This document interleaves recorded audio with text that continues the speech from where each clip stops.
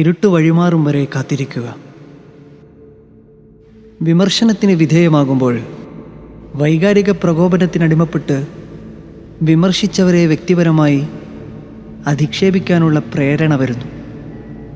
മറ്റുള്ളവരെ വ്യക്തിപരമായി വിമർശിക്കുന്നവരും മറ്റുള്ളവരുടെ ആന്തരിക അവസ്ഥകൾ വിലയിരുത്താൻ ശ്രമിക്കുന്നവരും ആത്മവിശുദ്ധിയുള്ളവരിൽ പെടില്ലെന്ന് ഹൃദയം എപ്പോഴും മന്ത്രിക്കാറുണ്ട്. എന്നിട്ടും അഹംബോധത്തിൻ്റെ കട്ടിയാൽ പലപ്പോഴും ഞാൻ ദുർബലനായി പോകുന്നു. മൗല, എന്താണ് ഒരു പ്രതിവിധി? ഒരു അന്വേഷി മൗലായോട് ചോദിച്ചു.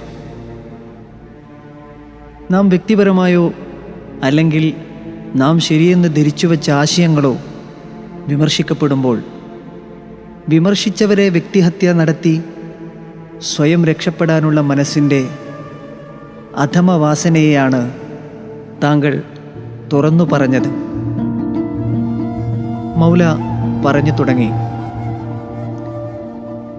ആത്മവിശുദ്ധി അറിയാത്ത സാമാന്യ മനസ്സുകളുടെ പൊതു സ്വഭാവമാണിത്. പുരോഹിത സമൂഹത്തിൻ്റെ വാദപ്രതിവാദങ്ങൾ കേട്ടാൽ ഇതെളുപ്പം മനസ്സിലാവും.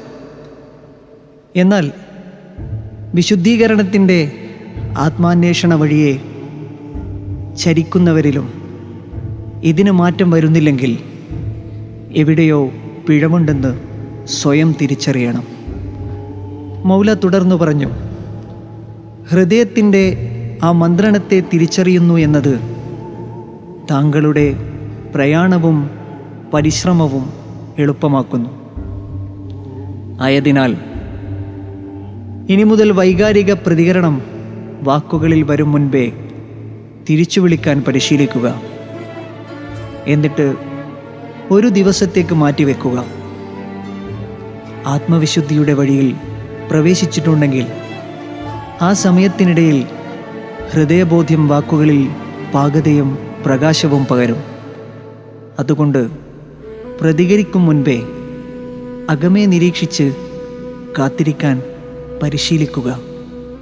പതിയെ ഇരുട്ട് പ്രകാശത്തിന് വഴിമാറുന്നത് കാണാം.